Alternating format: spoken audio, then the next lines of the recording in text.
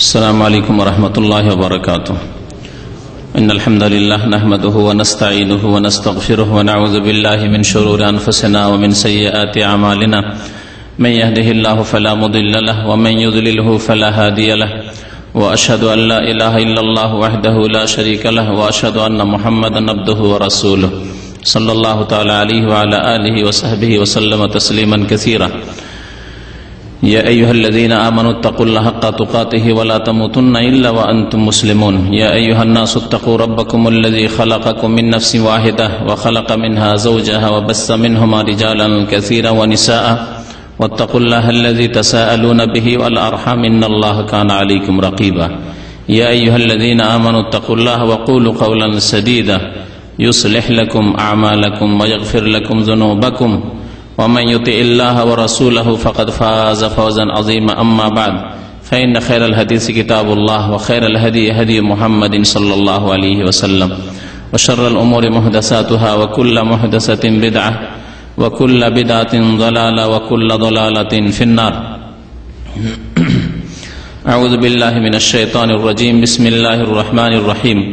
لقد كان لكم في رسول الله أسوة حسنة وقال رسول الله صلى الله عليه وسلم صلوا كما رأيتموني أصلي.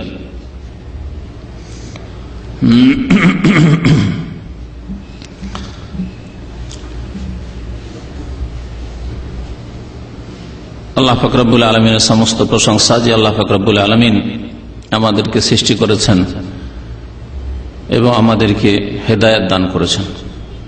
আল্লাহ পাকের বড় নিয়ামত যে আল্লাহ পাক আমাদেরকে সঠিক পথ দেখিয়েছেন। সালাত এবং সালাম নাযিল হোক প্রিয় নবী মুহাম্মদ রাসূলুল্লাহ সাল্লাল্লাহু আলাইহি ওয়াসাল্লামের প্রতি, যার অনুসরণ করার একমাত্র আল্লাহ পাক আদেশ দান করেছেন, যাকে আল্লাহ পাক রব্বুল আলামিন উত্তম আদর্শ বলে আখ্যায়িত করেছেন। একমাত্র যার কথা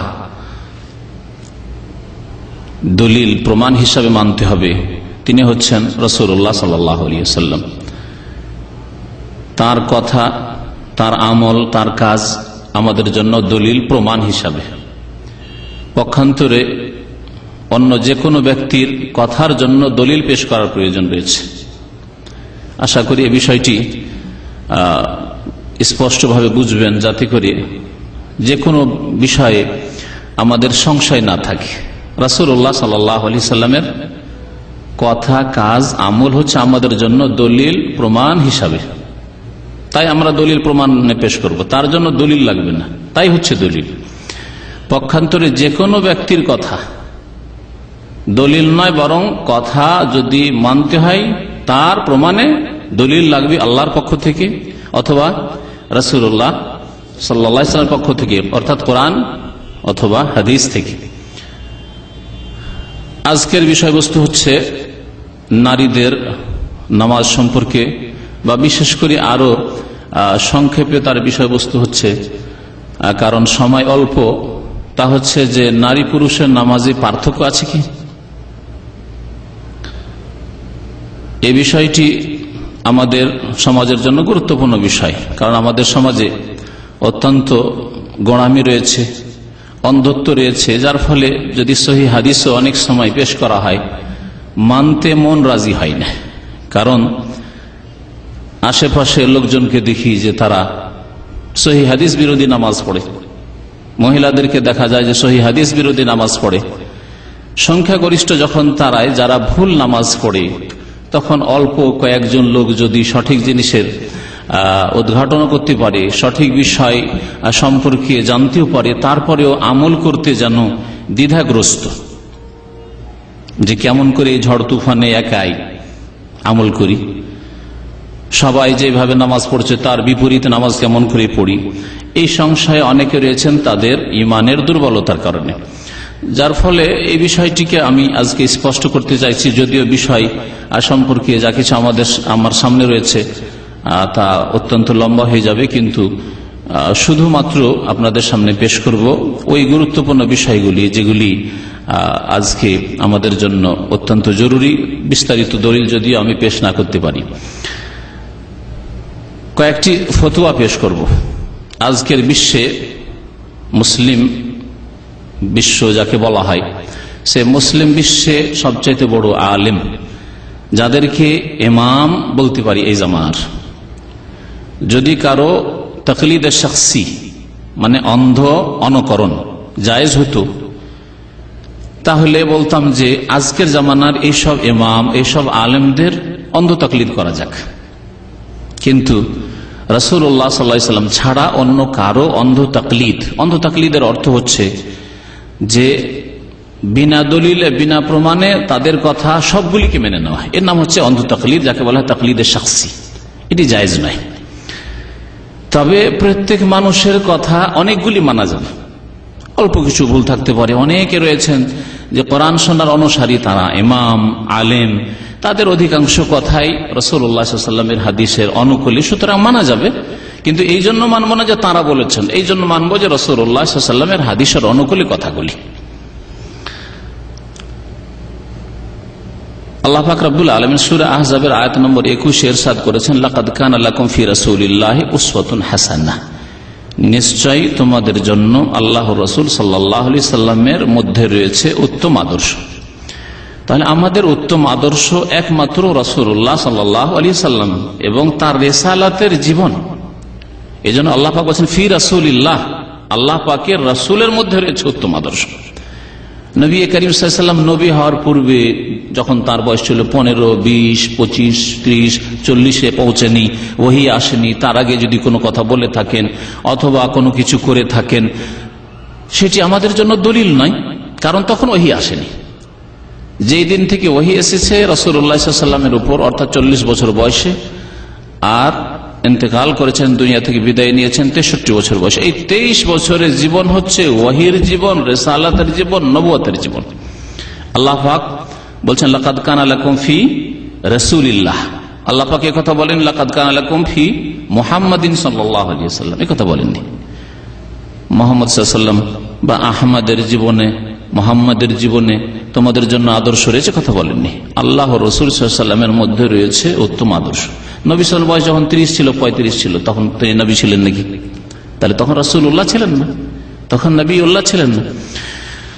রাসূলুল্লাহ সাল্লাল্লাহু আলাইহি ওয়াসাল্লাম একমাত্র আদর্শ, এই বিষয়টি নিশ্চিত বিষয়, এবং এই বিষয় থেকে আমরা যেন ফারেক হয়ে যাই, এতে যেন দ্বিমত না থাকে। ইমাম মালিক রাহমাতুল্লাহ আলাইহি, সমস্ত আইম্মায়ে কেরামদের উক্তি এই ক্ষেত্রে রয়েছে। তিনি মসজিদ নববীতে দর্শ দিতেন, হাদিসের দর্শ দিতেন, হাদিস শিখাতেন ছাত্রদেরকে। হাজার হাজার ছাত্র মদিনে, সারা মুসলিম বিশ্ব থেকে এসে তার কাছে, বড় বড় মুহাদ্দিসরা তার কাছে এসে হাদিস শিখত, হাদিসের ইলম হাসিল করত, এবং সেই ছাত্রদেরকে, আলেমদেরকে বলতেন যে কুল্লুন ইউখাযু ওয়া ইউরাদ্দু, প্রত্যেকের কথা নিতে হবে আর ছাড়তে হবে। ইউখাযু মানে গ্রহণ করাও যাবে, ওয়া ইউরাদ্দু প্রত্যাখ্যানও করতে হবে। ইল্লা সাহিবু হাযাল কবর, মসজিদ নববীতে বসলে ডান হাতে রাসূলুল্লাহ সাল্লাল্লাহু আলাইহি ওয়াসাল্লামের হুজরায়ে আয়েশা রাদিয়াল্লাহু তাআলা আনহা, সেই ঘরে নবী সাল্লাল্লাহু আলাইহি ওয়াসাল্লামকে দাফন করা হয়েছে। ইল্লা সাহিবু হাযাল কবর, তবে এই যে কবরওয়ালা রয়েছেন, ওয়া আশারা ইলা কবরি রাসূলিল্লাহ সাল্লাল্লাহু আলাইহি ওয়াসাল্লাম, এবং ইশারা করতেন, ইঙ্গিত করতেন রাসূলুল্লাহ সাল্লাল্লাহু আলাইহি ওয়াসাল্লামের কবরের দিকে, যে এই ব্যক্তির কথা রদ করা যাবে না, প্রত্যাখ্যান করা যাবে না, প্রত্যেক কথাই নেওয়া যাবে। বাকি দুনিয়ার যে কোনো ব্যক্তির কথা ইউখাযু নিতেও হবে, নেওয়ার মতো হইলে, দলিল সম্মত হইলে, ওয়া ইউরাদ্দু এবং প্রত্যাখ্যানও করতে হবে দলিল বিরোধী হইলে। মহিলাদের নামাজের বিষয়টি আমাদের স্পষ্ট করার প্রয়োজন, এই জন্য যে আমাদের সমাজে অধিকাংশ মহিলারা ভুল নামাজ পড়ে এবং সহিহ হাদিস বিরোধী নামাজ পড়ে। রাসূলুল্লাহ সাল্লাল্লাহু আলাইহি সাল্লামের সুন্নতের খেলাফ তারা নামাজ আদায় করে। নবী করিম সাল্লাল্লাহু আলাইহি সাল্লামের আরেকটি হাদিস রয়েছে, আয়াতের পরে হাদিস শোনায়, সহিহ বুখারীর হাদিস। তাতে সম্বোধন যেমন পুরুষদের করা হয়েছে উম্মতের, তেমন নারীদেরকে করা হয়েছে। সাল্লু কামারা আইতুমুনি ওসাল্লি, তোমরা সালাত আদায় করো, নামাজ পড়ো, কামারা আইতুমুনি, যেমন দেখলে আমাকে, ওসাল্লি, নামাজ পড়তে। তাহলে যেমন রাসূলুল্লাহ নামাজ পড়েছেন সেই রকম নামাজ যেমন পুরুষদের পড়তে হবে, তেমনি মহিলাদেরকেও সেই রকমই নামাজ, সেই তরিকায় নামাজ আদায় করতে হবে। এর বিপরীত করলে এমন আমল হবে যা আল্লাহ পাক গ্রহণ নাও করতে পারেন। কারণ সহিহ বুখারীতে হাদিস রয়েছে, সহিহ মুসলিমে রয়েছে, মা আয়েশা রাদিয়াল্লাহু তাআলা আনহা বর্ণনা করেছেন, মান আমিলা আমালান লাইসা আলাইহি আমরুনা ফাহুয়া রাদ্দুন, যেই ব্যক্তি এমন কোন আমল করলো এই কথা বলা হয়নি যে বেআমল ছিল, বেনামাজি। বেনামাজি প্রত্যাখ্যাত আল্লাহ পাকের রহমত থেকে। বেনামাজির কথা বলা হয়নি, নামাজের কথা বলা হচ্ছে, আমলকারীর কথা বলা হচ্ছে। মান আমেলা, যে ব্যক্তি আমল করলো, আমালান কোন আমল, নামাজ, রোজা, হজ, যাকাত, ইবাদত বন্দেগী, জিকির আজকার, লাইসা আলাইহি আমরুনা, কিন্তু আমার আদর্শ সেই রকম নাই, আমার তরিকা সেই রকম নাই। নামাজ পড়লো কিন্তু নবী করিম সাল্লাল্লাহু আলাইহি ওয়াসাল্লামের নামাজের মতো নামাজ পড়লো না। রোজা রাখলো, হজ করলো, উমরা করলো, জিকির আজকার করলো, কিন্তু নবী করিম সাল্লাল্লাহু আলাইহি ওয়াসাল্লামের তরিকা মোতাবেক নয়। লাইসা আলাইহি আমরুনা, আমার আদেশ সেই রকম নয়, তার বিপরীত। ফাহুয়া রাদ্দুন, তাহলে সেই আমল তার কি হয়ে যাবে? রদ হয়ে যাবে, প্রত্যাখ্যাত হয়ে যাবে, আল্লাহ পাক কবুল করবেন না। সুতরাং আশঙ্কা রয়েছে, আল্লাহকে ভয় করা উচিত, বিশেষ করে নামাজের ক্ষেত্রে। যার নামাজ আল্লাহ পাকের দরবারে কবুল হলো না, তার অন্য ইবাদত দিয়ে রেহাই পাবে না। আল্লাহ পাক আমাদের জন্য হেফাজত করেন। প্রথম যে ফতোয়া শোনাবো এই নামাজ সম্পর্কে, যে নারী পুরুষের নামাজে পার্থক্য আছে কি নেই, সেই ফতোয়ার প্রধান মুফতি হচ্ছেন ইমাম আল্লামা শেখ আব্দুল আজিজ বিন আব্দুল্লাহ বিন বাজ রহমতুল্লাহ আলাইহি, সৌদি আরবের বিগত প্রধান মুফতি। আর সৌদি আরবের যে দারুল ইফতা যাকে সংক্ষেপে বলা হয়, তার একটি স্থায়ী কমিটি রয়েছে, লাজনা দায়মা, স্থায়ী কমিটি ফতোয়া বোর্ডের। সেই স্থায়ী কমিটি যে ফতোয়া বোর্ডের, তার ফতোয়া জিজ্ঞাসা করা হয়েছে বিভিন্ন দেশ থেকে। প্রশ্ন করেছেন প্রশ্নকারী, নারজু তাওদিহা কাইফিয়াতে সালাতিল মারআতিল মুসলিমাহ, মুসলিম নারীদের সালাতের তরিকা পদ্ধতি কি, এটা স্পষ্ট করে দেবেন আশা করি। ওয়ামাল ফারকু বাইনাহা বাইনা সালাতির রাজুল ফিল কাইফিয়া, পুরুষের নামাজ এবং নারীর নামাজে পার্থক্য কি রয়েছে, ফিল কাইফিয়া ধরনের দিক দিয়ে, পদ্ধতির দিক দিয়ে। জবাবে বলছেন, লা ফারকা বাইনা সালাতির রাজুলি ওয়া সালাতিল মারআহ, পুরুষের নামাজ আর নারীর নামাজে লা ফারকা, কোনো পার্থক্য নেই, কোনো পার্থক্য নেই। মিন হাইসুল আকওয়াল, না যেগুলি পড়ার বস্তু, বাচনিক ইবাদতের দিক দিয়ে, কারণ নামাজের মধ্যে দুই রকম ইবাদত রয়েছে, বলার বস্তু রয়েছে আর কি রয়েছে, ওয়াল আফআল, কর্ম রয়েছে। না কর্মের দিক দিয়ে, না এমন কোনো বিশেষ দোয়া আছে, বিশেষ সূরা আছে, বিশেষ তাসবিহ আছে যেগুলি পুরুষ পড়বে, নারী পড়বে না, অথবা নারীরা পড়বে, পুরুষরা পড়বে না, এরকমও নাই।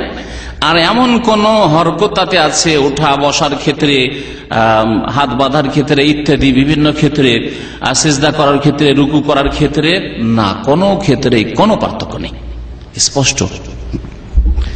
ওয়ালাকিন ইয়াজিবু আলাল মারআতি আস-সিতরুল কামিল লিজামিয়া জিসমিহা ফি সালাত, গত সপ্তাহের আগের সপ্তাহে যে আমার নারীদের নামাজের মাসাইল বলে আলোচনাটি ছিল, তাতে বলেছিলাম যে মহিলাদের নামাজের লিবাসে শর্ত হচ্ছে যে পুরো শরীর তাদের আবৃত থাকতে হবে, ঢাকা থাকতে হবে। তাই বলছেন, তবে মহিলাদের জন্য ফরজ হচ্ছে আস-সিতরুল কামিল, পুরো পর্দা করা, ঢেকে রাখা, লিজামিয়া জিসমিহা, পুরো দেহকে, ফি সালাতে, নামাজের মধ্যে, মা আদাল ওয়াজ, মুখমণ্ডল ছাড়া, যদি অপর পুরুষ না থাকে, মুখমণ্ডল শুধু খোলা থাকবে, অন্য কিছু খোলা থাকবে না। হাত পা সম্পর্কে ইখতিলাফ রয়েছে কিছু, এই ক্ষেত্রে সতর্কতা হচ্ছে হাত পাও ঢেকে রাখা। এজা লাম ইয়াকুন ইনদাহা রিজালুন গায়রু মাহারিম লাহা, যদি কোনো অপর পুরুষ না থাকে তাহলে চেহারা খোলা থাকবে। কিন্তু যদি বাইরে এমন জায়গায় নামাজ পড়ছে যেখানে অপর পুরুষের নজর আসতে পারে, দেবরের নজর আসতে পারে, ভগ্নিপতির নজর আসতে পারে, বাইরে মাঠে কোথাও নামাজ পড়তে হচ্ছে না, চেহারা ঢাকা থাকবে। মসজিদে হারাম, মসজিদে নবীতে নামাজ পড়ছে এমন এলাকায় যেখানে পুরুষদের নজর আসতে পারে, তাহলে চেহারা ঢেকে নামাজ পড়তে হবে। পার্থক্য নেই। দলিল কি? দলিল যে হাদিসটি বললাম, লিউমুমি কাউলিন নবী সাল্লাল্লাহু আলাইহি ওয়াসাল্লাম, কারণ নবী সাল্লাল্লাহু আলাইহি ওয়াসাল্লামের এই হাদিস হচ্ছে ব্যাপক, পুরুষকেও শামিল, নারীকেও শামিল। সাল্লু কামা রাআইতুমুনি ওয়াসাল্লি, তোমরা নামাজ পড়ো যেমন আমাকে নামাজ পড়তে দেখলে। সাহাবায়ে কেরামদেরকে সম্বোধন করা হয়েছে, সাহাবায়ে কেরাম এই নামাজ নকল করেছেন, কেমন করে নামাজ পড়তে হবে নারী পুরুষকে, ওইভাবে আমাদেরকে নামাজ আদায় করতে হবে। হাযাল আমর ইয়াউমুর রিজাল ওয়ান নিসা, এই যে আদেশ নবী সাল্লাল্লাহু আলাইহি ওয়াসাল্লামের আমার মতো নামাজ পড়ো, এটি পুরুষকে যেমন শামিল তেমন এই উম্মতের নারীদেরকেও শামিল। ওয়াকাদ ক্বাল আল্লাহু সুবহানাহু ওয়া তাআলা, মহান আল্লাহ ইরশাদ করেছেন, লাকাদ কানা লাকুম ফি রাসূলিল্লাহি উসওয়াতুন হাসানা, আয়াত পেশ করে ওয়াবিল্লাহি তৌফিক ওয়া সাল্লাল্লাহু আলা নবিয়িনা মুহাম্মদ ওয়া আলা আলিহি ওয়া সাহবিহি ওয়া সাল্লাম। লাজনা দায়মা, স্থায়ী কমিটি, লিল বহুস, রিসার্চ এবং ফতোয়া বোর্ড। এতে মুফতি রয়েছেন আরো কয়েকজন, আল্লামা ইমাম শেখ আব্দুল আজিজ বাজ রহমতুল্লাহ আলীর সাথে আব্দুল আজিজ আলী শেখ বর্তমান যে প্রধান মুফতি, তিনিও এই ফতোয়ায় স্বাক্ষর করেছেন। আল্লামা সালেহুল ফৌজান, যিনি আগামীতে হয়তো এই মুফতির পরেই প্রধান মুফতি আশা করা যায় যে হবেন ইনশাআল্লাহ তাআলা, আর যদি মুফতি নাও হন তো তিনি একজন ওই রকম পর্যায়ের আলেম। তার বহু কিতাব রয়েছে। আমরা শুক্রবার দিন যে ফিকার ক্লাস করি, এই আমাদের শেখ মুখলিসুর রহমান করে, আমি এর আগেও ক্লাস করেছি পবিত্রতার উপর এবং নামাজের উপর, মুলাখাস ফিকহি তার কিতাব ফিকার উপর। এছাড়া বহু কিতাব রয়েছে তার। বাকার আবু জায়েদ একজন বড় গবেষক আলেম, এই সৌদি আরবের হায়াতুকে বাইল আলামার। এসব ওলামায়ে কেরামের ফতোয়া হচ্ছে যে নারী পুরুষের নামাজে কোনো পার্থক্য নেই। এ বর্তমান মুসলিম বিশ্বে সবচেয়ে বড় আলেম একজনের কথা বললাম, আল্লামা ইমাম শেখ আব্দুল আজিজ বিন বাজ রহমতুল্লাহ আলাইহি। দ্বিতীয় বড় আলেম হচ্ছেন আল্লামা মুহাম্মদ নাসিরউদ্দিন আলবানী রহমতুল্লাহ আলাইহি। তিনি বর্তমান যুগের অদ্বিতীয় মুহাদ্দিস, হাদিসের পণ্ডিত। তার বিশাল খেদমত হাদিস রয়েছে। এই খেদমত দিয়ে সাধারণ লোক শুধু নয়, বড় বড় আলেম উপকৃত সহিহ জয়ীফের ক্ষেত্রে। আমাদের উপমহাদেশে যে আজকাল সহিহ জয়ীফের একটু যাচাই বাছাই শুরু হয়েছে, তা আল্লাহ পাক রব্বুল আলামিন রহমতের পরে এই বর্তমান বিংশ শতাব্দী বা একবিংশ শতাব্দীতে আল্লাহ পাকের রহমতের পরে আল্লামা নাসিরউদ্দিন আলবানী রহমতুল্লাহ আলাইহির মেহনত পরিশ্রমের ফল। তার ফতোয়া শোনেন। তার একটি কিতাব রয়েছে সিফাতু সলাতিন নবী, নবী করিম সাল্লাল্লাহু আলাইহি ওয়াসাল্লামের নামাজের বিবরণ, বাংলায় অনুবাদ হয়েছে। আর এই বাংলা ঢাকাতে এই বই পাওয়া যাচ্ছে। শুরু থেকে তাকবীর থেকে শুরু করে সালাম পর্যন্ত কেমন নামাজ পড়তে হবে এর উপর তার সুন্দর কিতাব রয়েছে এবং বিভিন্ন ভাষায় এই আরবি কিতাবের অনুবাদ হয়েছে। তার শেষ পরিশিষ্ট খাতেমা, পরিশিষ্ট তিনি কি বলেছেন তার পরিশিষ্ট খাতেমা শোনাচ্ছি, কিতাবের শেষ কয়েক লাইন। কালাল আলবানী ফি সিফাতি সালাতিন নবী সাল্লাল্লাহু আলাইহি ওয়াসাল্লাম, নবী সাল্লাল্লাহু আলাইহি ওয়াসাল্লামের নামাজের বিবরণ বা নামাজ সম্পর্কে যে কিতাব রয়েছে তাতে তিনি পরিশিষ্টে বলছেন খাতেমায়, কুল্লু মা তাকাদ্দামা মিন সিফাতি সালাতিহি সাল্লাল্লাহু আলাইহি ওয়াসাল্লাম, নবী করিম সাল্লাল্লাহু আলাইহি ওয়াসাল্লামের নামাজের বিবরণ সম্পর্কে যা কিছু এই কিতাবে আমি বর্ণনা করলাম, ইয়াস্তাউই ফিহি রিজাল ওয়ান নিসা, এতে পুরুষ নারী সমান। পুরো কিতাব লেখার পরে বলছেন পুরুষ নারী সমান। বাংলায় অনুবাদ হয়ে আছে, আমার লাইব্রেরিতেও আছে, আর ঢাকাতেও পাবেন এই কিতাব, যে কোনো জায়গায় সংগ্রহ করতে পারবেন। বাংলাতে, ইংরেজিতে আছে, অন্যান্য ভাষাও রয়েছে। ওয়ালাম ইয়ারিদ ফিস সুন্নাতে মা ইয়াকতাজি ইসতিসনা আন-নিসা ফি বাদ মিন বাদ যালিক, এমন কোন হাদিস নেই সুন্নতে, এমন কোন সুন্নত অর্থাৎ হাদিস নেই যাতে নারীদেরকে এর ব্যতিক্রম বলা যেতে পারে। মিন বাদ যালিক, কিছু কিছু মাসলা মাসাইল, এমন কোন মাসাইল নেই। শুরু থেকে শেষ পর্যন্ত নামাজের এমন কোন মাসলা মাসাইল নেই যাতে নারীদেরকে ব্যতিক্রম বলা যেতে পারে। না, পুরুষের নামাজ এইরকম কিন্তু নারীদের ওইরকম, এমন কোন দলিল নেই।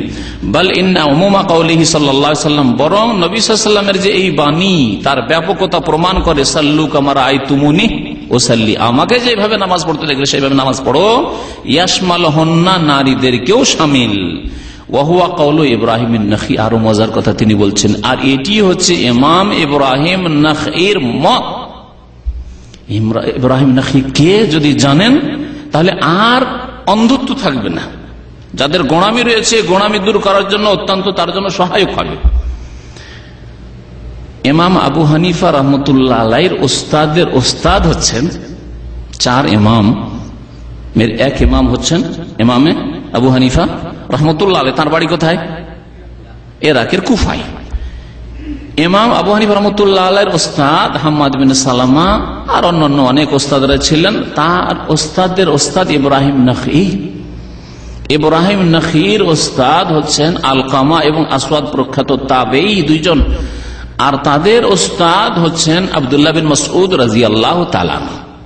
শোনেন এখন তাহলে সিলসিলা বলে দিলাম যে নবী করিম সাল্লাল্লাহু আলাইহি সাল্লাম থেকে আব্দুল্লাহ বিন মাসউদ রাদিয়াল্লাহু তাআলা আনহুর মাধ্যমে তিনি কুফা হিজরত করে চলে গেছিলেন মদিনা থেকে শেষকালে। তাহলে ইলম গেছে। ইব্রাহিম নাখঈ ইমাম আবু হানিফা রাহমাতুল্লাহ আলাইহির তাহলে দাদা ওস্তাদ। আমাদের দেশের মানুষরা এইভাবে বলে, তাই না? দাদা পীর, চরমনাইয়ের আলোচনাতে দাদা পীর পড়ে শুনিয়েছি। তো দাদা ওস্তাদ ইমাম আবু হানিফা রাহমাতুল্লাহ আলাইহি, তিনি ইব্রাহিম নাখঈ রাহমাতুল্লাহ আলাইহি কি বলছেন? তাফআলুল মারআতু ফিস সালাতে, নামাজে মহিলা তাই করবে কামা ইয়াফআলুর রিজাল, যেমন পুরুষ করবে, যেমন পুরুষরা করবে। আখরাজাহু ইবনে আবি শাইবা, এই আসারটি অর্থাৎ ইব্রাহিম নাখী তাবা তাবেঈর এই বক্তব্যটি মুসান্নাফ ইবনে আবি শাইবা নামক হাদিসের কিতাবে রয়েছে, প্রথম খণ্ড 75 পৃষ্ঠায়, বিসানাদিন সহিহিন আনহু, আর এর সনদ সূত্র হচ্ছে সহিহ। এরপরে কিছু জয়ীফ কথাবার্তা যে পেশ করা হয় সেগুলি সম্পর্কে আল্লামা নাসিরুদ্দিন আলবানী রাহমাতুল্লাহ আলাইহি নকল করছেন, যাতে করে এমন না হয় যে না এমন কিছু হাদিস আছে কিন্তু লুকিয়ে রেখে দেওয়া হয়েছে, তার অবস্থাগুলি যাতে বর্ণনা করে দেওয়া হয়। তাই বলছেন যে হাদিস ও ইনজিমামিল মারআতি ফিস সুজুদি, একটি হাদিস যে বর্ণনা করা হয় যে সেজদায় মহিলারা কি হবে, সেজদায় কি বলবো সেটাকে, একেবারে গুটিয়ে গিয়ে সেজদা করবে, মাটিতে একবারে গুটিয়ে গিয়ে সেজদা করবে। এই যে হাদিস রয়েছে ওয়ান্নাহা লাইসাত ফি যালিকা কাররাজুল, আর এই বিষয় পুরুষদের মতো নামাজ না, পুরুষরা পিঠটাকে উঠিয়ে এইভাবে সেজদা করবে আর মহিলারা একেবারে জড়সড় হয়ে মাটির সাথে জড়িয়ে গিয়ে সেজদা করবে। এই যে হাদিস বর্ণনা করা হয় মুরসালুন, এই হাদিসটি হচ্ছে মুরসাল, আর মুরসাল হাদিস যঈফ, লা হুজ্জাতা ফি, এতে দলিল নেই। যখন হাদিস যঈফ মুরসাল, সুতরাং এতে কোনো দলিল নেই। হাদিসটি রয়েছে ইমাম আবু দাউদ বর্ণনা করেছেন, তার সহিহ আবু দাউদ না, মারাসিল আবু দাউদ, ইমাম আবু দাউদের একটি কিতাব রয়েছে, তাতে মুরসাল হাদিসগুলো, মুরসাল কোনগুলি, যাতে তাবেঈ বলবেন কালা রাসূলুল্লাহ সাল্লাল্লাহু আলাইহি ওয়াসাল্লাম, এটা হচ্ছে মুরসাল হাদিসের উসুলে হাদিসের কায়দায় বা মুস্তালাহুল হাদিসের কায়দাতে এর সংজ্ঞা। মুরসাল হাদিস কোন হাদিসকে বলা হয়, কোন তাবেঈ যদি বলেন কালা রাসূলুল্লাহ সাল্লাল্লাহু আলাইহি ওয়াসাল্লাম, আল্লাহ রাসূল সাল্লাল্লাহু আলাইহি ওয়াসাল্লাম বলেছেন। হাদিসকে যঈফ কেন বলা হইল? এই জন্যই বলা হইল যে তাবেঈ নবী সাল্লাল্লাহু আলাইহি ওয়াসাল্লামকে দেখেননি, পাননি, আর বলছেন আল্লাহর নবী বলেছেন। তাহলে মধ্যখানে যে গ্যাপ, যার কাছ থেকে ওই তাবেঈ শুনেছেন তিনি কে হতে পারে, যদিও বিশ্বস্ত হন তাবেঈ, তারপরেও যার কাছ থেকে বর্ণনা করছেন তিনি যদি সাহাবী হন তাহলে ভালো কথা, কিন্তু এরও সম্ভাবনা আছে যে সাহাবী নয়, এক তাবেঈ আর এক তাবেঈ থেকে শুনেছে। আর তাবেঈদের মধ্যে তখন যেহেতু সহিহ যঈফের ব্যাপার স্যাপার চলে এসেছিল, স্মৃতিশক্তির ব্যাপার চলে এসেছিল, কারণ আল্লাহ পাক কোরআনে কারীমে শুধু সাহাবায়ে কেরামদের সার্টিফিকেট দিয়েছেন, সাহাবায়ে কেরাম সম্পর্কে তিনি সহিহ না যঈফ, তার সূত্র বিশ্বস্ত কিনা এটা দেখার প্রয়োজন নেই, মুহাদ্দিসিন কেরাম বলেছেন। কিন্তু তাবেঈর ক্ষেত্রে দেখতে হবে। তাবেঈদের জামানায় শিয়াদের বিদআত জন্ম নিয়ে নিয়েছিল, সুতরাং তাবেঈ আসলে সুন্নতের অনুসারী তাবেঈ না শিয়া না ফিজি, দেখার বিষয়। তাবেঈ সেই জামানায় খারেজি দল বেরিয়ে গিয়েছিল, আরেক বিদআত বেরিয়েছিল ওইদিকে। সুতরাং এই যে তাবেঈ যাকে বলা হচ্ছে আসলে সুন্নতের অনুসারী না, এই খারেজি যাদের ফতোয়া ছিল যে আলী ইসলাম থেকে বেরিয়ে গেছে, মুআবিয়া ইসলাম থেকে বেরিয়ে গেছে, আমর ইবনে আস ইসলাম থেকে বেরিয়ে গেছে। সুতরাং হাদিস যঈফ নেওয়া যাবে না, মুরসাল। আর ইয়াজিদ বিন আবি হাবিব থেকে বর্ণনা করেছেন হাদিসটি, বলছেন যে এই হাদিস আমি বিস্তারিত এর অবস্থা সম্পর্কে বর্ণনা করেছি সিলসিলা যঈফা। সিলসিলা যঈফার এখন বাংলাদেশে তরজমা বাংলায় হয়ে গেছে। যঈফ সিরিজ বা জাল সিরিজ যে নাসিরুদ্দিন আলবানী রাহমাতুল্লাহ আলাইহি কিতাব রয়েছে। ইমাম আহমদ বিন হাম্বল একটি হাদিস বর্ণনা করেছেন ফি মাসাইল ইবনে আব্দুল্লাহ। ইমাম আহমদ বিন হাম্বলের এক ছেলের নাম ছিল আব্দুল্লাহ। এই আব্দুল্লাহ যে ইমাম আহমদের ছেলে, তার একটি কিতাব মাসাইলুল ইমাম আহমদ বলে কিতাব আছে। মাসাইল মানে যা তিনি শুনেছেন আব্বা থেকে বা অন্যদের থেকে বর্ণনা করেছেন, সংকলন করেছেন।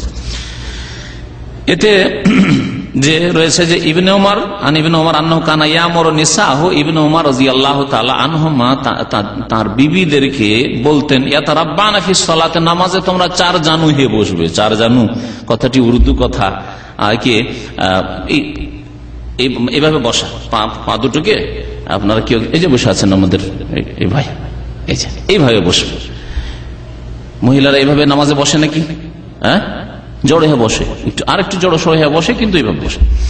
তো 4 জনে বসার হাদিস যে রয়েছে ফালাইয়াসু ইসনাদু, এরও সনদ ঠিক নয়। লিআন্না ফিহি আব্দুল্লাহ বিন আল-উমারি, আমি এক পাকিস্তানি মহিলাকে মসজিদে হারাম কাবার পাশে নামাজ পড়তে দেখি, তো এইভাবে বসে আছে, জড়ো সড়ো হয়ে বসে আছে। আমি প্রথম এই দৃশ্য কিছু মহিলা এইভাবে নামাজ পড়ে, কারণ আলহামদুলিল্লাহ আমরা এই বিদাতি নামাজ বা সহিহ হাদিস বিরোধী নামাজ আমরা আমাদের আত্মীয় স্বজনের মহিলাদের মধ্যে কোনোদিন দেখিনি।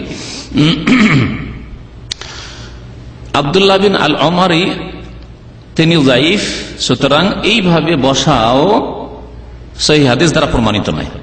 এর বিপরীত শুনেন ইমাম বুখারী রাহমাতুল্লাহ আলাইহি, তার একটি কিতাব রয়েছে তারিখুস সাগীর, ইমাম বুখারী রাহমাতুল্লাহ আলাইহি সহিহ বুখারী ছাড়া সেই কিতাবে রয়েছে বিসানাদিন সাহিহিন, সহিহ সনদে আন উম্মে দারদা রাদিয়াল্লাহু তাআলা আনহা থেকে, দারদার মা উম্মে দারদা থেকে, আন্নাহা কানাত তাজলিসু ফি সালাতিহা, তিনি তার নামাজে বসতেন জালসাতার রাজুল বা জিলসাতার রাজুল, পুরুষ যেমন করে বসে সেইভাবে, তাহলে গুটিয়ে নয়, জড়ো সড়ো হয়ে নয়, বরং পুরুষরা যেভাবে বসে নামাজে ওই তরিকাতে তিনি বসতেন। ওয়া কানাত ফাকিহা, এবং তিনি যেমন তেমন মহিলা ছিলেন না, যে হয়তো মূর্খ মহিলা, তেমন পড়াশোনা জানতো না সেই জন্য ভুল করতো না।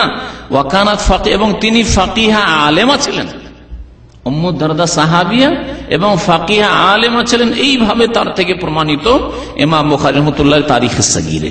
তাহলে বোঝা গেল যে নারী পুরুষের নামাজে কোনো পার্থক্য নেই। আল্লামা নাসিরুদ্দিন আলবানী রহমতুল্লাহ আলাইহি এই কথাই প্রমাণ করলেন, যেমন শাইখ ইবনে বাজ রহমতুল্লাহ আলাইহি অন্য উলামায়ে কেরাম থেকে শুনলেন। আর একটি প্রশ্ন এসছে কিনিয়া থেকে, আফ্রিকার একটি দেশের নাম হচ্ছে কিনিয়া। কিনিয়া থেকে একটি প্রশ্ন এসেছিল সৌদি আরবে শেখ আল্লামা ইবনে বাজ রহমতুল্লাহ আলাইহির কাছে। সেই ফতোয়া বড় লম্বা জিজ্ঞাসা করেছে, তার উত্তরে তিনি যা বলেছেন সংক্ষেপে শোনাই। জিজ্ঞাসা করছেন এক মহিলা, কিনিয়ার মহিলা, বলছেন রাসূলুল্লাহ সাল্লাল্লাহু আলাইহি ওয়াসাল্লাম বলেছেন সাল্লু কামা রাআইতুমুনি উসাল্লি, যেভাবে আমাকে নামাজ পড়তে দেখলে সেভাবে নামাজ পড়ো। ওয়াল্লাযী ইউফহামু মিন হাযাল হাদিস, আর এই হাদিস থেকে যা বুঝতে পারি যে পুরুষ আর নারীর নামাজে কোনো পার্থক্য নেই। লা ফিল কিয়াম, দাঁড়াবার ক্ষেত্রে পার্থক্য নেই, যে পুরুষরা নিচে বাঁধবে আর মহিলারা উপরে বাঁধবে, যেমন পার্থক্যগুলি বয়ান করা হয় না, এসব নেই।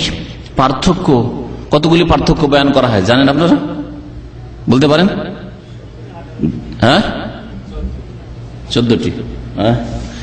আমার কাছে আছে মাসিক মদিনা 1424 হিজরি, আজকে থেকে 7 বছর আগের পত্রিকা। আমার কাছে অরিজিনাল মাসিক মদিনা থেকে এটা ফটোকপি করেছি। মাসিক মদিনা আগস্ট 2003-এর সংখ্যা, তাতে মহিলা পুরুষের নামাজের পার্থক্যের কথা জিজ্ঞাসা করেছেন এক মহিলা, তার উত্তরে 18 পর্যন্ত পৌঁছেছে। 18টি পার্থক্য, তার মধ্যে কোনো একটিও পার্থক্য নেই। শুধু 18 নম্বরে যে বলেছে নামাজের মধ্যে থেকে কোন সতর্কবাণী উচ্চারণ করতে হলে পুরুষরা কি বলবে? সুবহানাল্লাহ। আর মহিলারা কি করবে? তালিম। গত আলোচনাতে আমি উল্লেখ করেছি। কিন্তু মহিলারা এক হাতের তালুতে অন্য হাত দ্বারা আঘাত করে সতর্ক করবেন, মুখে কোনো শব্দ উচ্চারণ করবেন না। এই বিষয়টি শুধু হাদিস দ্বারা প্রমাণিত, আত-তাসবিহু লির-রিজাল ওয়া তাসফিকু লিন-নিসা। বাকি 17টি যে পার্থক্যের কোন একটি পার্থক্য হাদিস দ্বারা প্রমাণিত না, বরং সবগুলি হাদিস বিরোধী। আর এর উপর আমি টিক দিয়ে রেখেছি প্রত্যেকটি দলিল আমার কাছে, যেগুলি সব হাদিস বিরোধী দলিলও আছে, কিন্তু সময়ের স্বল্পতায় দলিলগুলি আজকে শোনাবো না। ইনশাআল্লাহ তাআলা কখনো দলিলগুলি বিস্তারিত আলোচনা করব। আমার সামনে হাদিস আমার কাছে নোট করা আছে।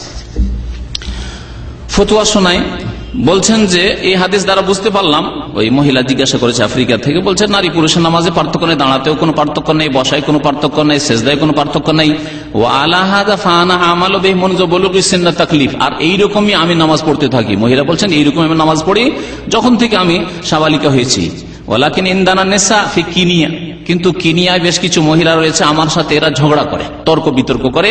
ওয়া ইয়াকুলনা, আর বলে যে ইন্না সালাতাকে গায়র সাহিয়া, তোমার নামাজ ঠিক না, আমাদের নামাজই ঠিক। তাহলে এই সমস্যা শুধু বাংলাদেশে আর ভারতে না, এই সমস্যা শুধু পাকিস্তানে উপমহাদেশে না, এই সমস্যা আফ্রিকাতেও আছে। হাদিস বিরোধী নামাজ পড়া আফ্রিকাতেও আছে। দেখেন হাত ছেড়ে নামাজ পড়ছে মালিকিরা, অথচ হাত ছেড়ে নামাজ পড়ার কোন জয়ীফ হাদিস পর্যন্ত নেই। আরে নাভির নিচে হাত বাঁধা তো জয়ীফ হাদিস আছে, জয়ীফকে ধরে আছে, যদিও সহি ছেড়ে জয়ীফের আমল করা জায়েজ নয়। বিশুদ্ধ হাদিস দ্বারা প্রমাণিত নবী সাল্লাল্লাহু আলাইহি ওয়াসাল্লাম আলা সাদরি, সিনার উপর হাত বাঁধতেন। এটি আবু দাউদে রয়েছে। তাউস ইমাম তাউস রহমতুল্লাহ আলাইহি প্রখ্যাত তাবেঈ থেকে বর্ণিত। আর ইবনে খুজাইমাতে সহিহ ইবনে খুজাইমাতে এই হাদিস রয়েছে। পুরুষ নারীর কোনো পার্থক্য নেই ক্ষেত্রে, পুরুষরাও বুকের উপর হাত বাঁধবে সিনার উপর, আর মহিলারাও আলা সাদরি সিনার উপর হাত বাঁধবে। বলছে আমার সাথে তর্ক বিতর্ক করে আর বলে তোমার নামাজ হয় না, লিআন্না তুশবিহু সালাতুর রাজুল, কারণ তোমার নামাজ পুরুষদের মতো হয়ে যায়। তারপরে বেশ কিছু ক্ষেত্রে তারা পার্থক্যগুলি বয়ান করে। এখন আমার জিজ্ঞাসা যে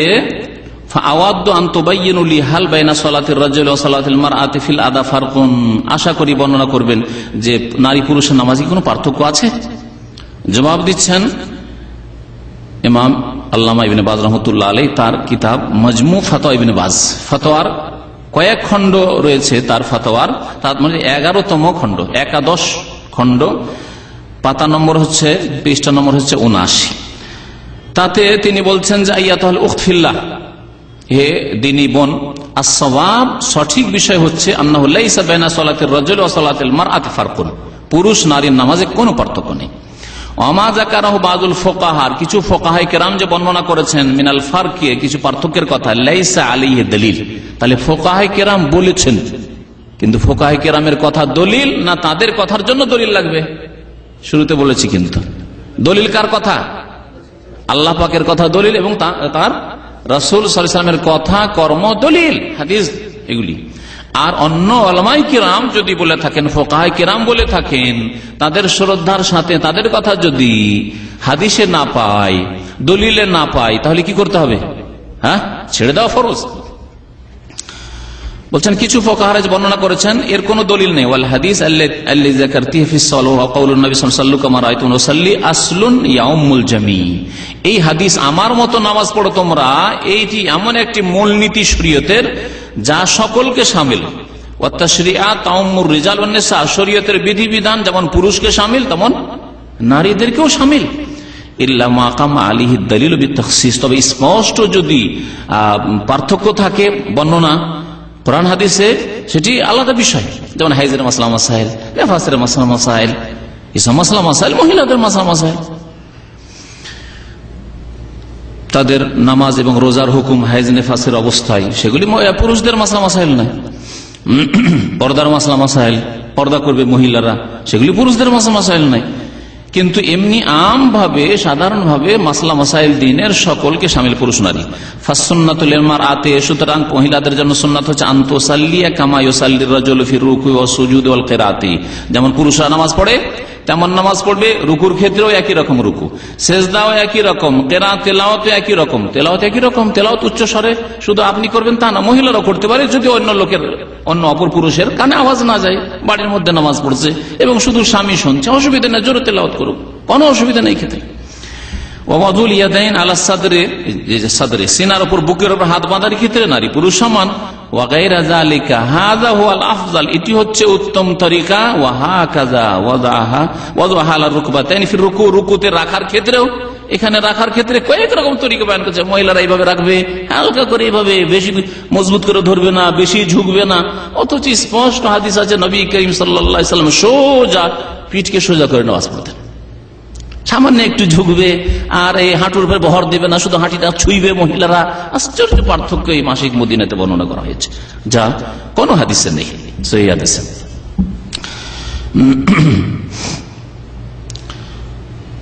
তারপরে বলছেন যে ওয়াহাকাযা ওয়াদুহা আলাল আরদি ফি সুজুদ, সিজদার অবস্থায় জমিনে রাখার ব্যাপারটা এইভাবে নয়, কারণ এইভাবে নবী করিম সাল্লাল্লাহু আলাইহি ওয়াসাল্লাম শক্তভাবে নিষেধ করেছেন। ওয়ালা ইয়াফতারে শাহাদাকুম ইফতিরাশাল কালবে, কুকুরের মতো করে হাত বিছিয়ে তোমরা নামাজ পড়বে না, এটা শুধু পুরুষদের হুকুম। পুরুষদের বলা হয়েছে তোমরা কুকুরের মতো নামাজ পড়ি না, আর মহিলাদের বলা হয়েছে তোমরা কিন্তু কুকুরের মতো নামাজ পড়ো, বলা হয়েছে নাকি? আশ্চর্য কথা, নবী করিম সাল্লাল্লাহু আলাইহি ওয়াসাল্লামের হাদিস নিষেধ, যেমন পুরুষকে করা হয়েছে তেমন নারীকে করা হয়েছে। খবরদার হাত বিছিয়ে এইভাবে দেখবেন কুকুর, তারপরে এইরকম হিংস্র পশু যেগুলি রয়েছে, বাঘ, শ্রীগাল, সামনের পা লম্বা করে দেয়, এইভাবে তোমরা বিছিয়ে নামাজ পড়বে না। তারপরে বলছেন যে হাত উঠাবার ক্ষেত্রে, হাত উঠার ক্ষেত্রে পার্থক্য করেছে না, মহিলারা বেশি হাত উঠাবে না, এভাবে উঠাবে না। পুরুষদেরকে কি বলা হচ্ছে যে কান পর্যন্ত উঠাও, আর মহিলাদের না একটু উঠা না। হাত উঠার দুই রকম হাদিস আছে, কাঁধ পর্যন্ত আছে, পুরুষ নারী কাঁধ পর্যন্ত উঠাবে, এই হাদিস রয়েছে। সহিহ বুখারীতে সহিহ মুসলিমে আব্দুল্লাহ বিন উমর রাদিয়াল্লাহু তাআলা থেকে কখনো কখনো কানের লতি পর্যন্ত উঠিয়েছেন, তাও উঠাতে পারে। দুই রকম হাদিস রয়েছে।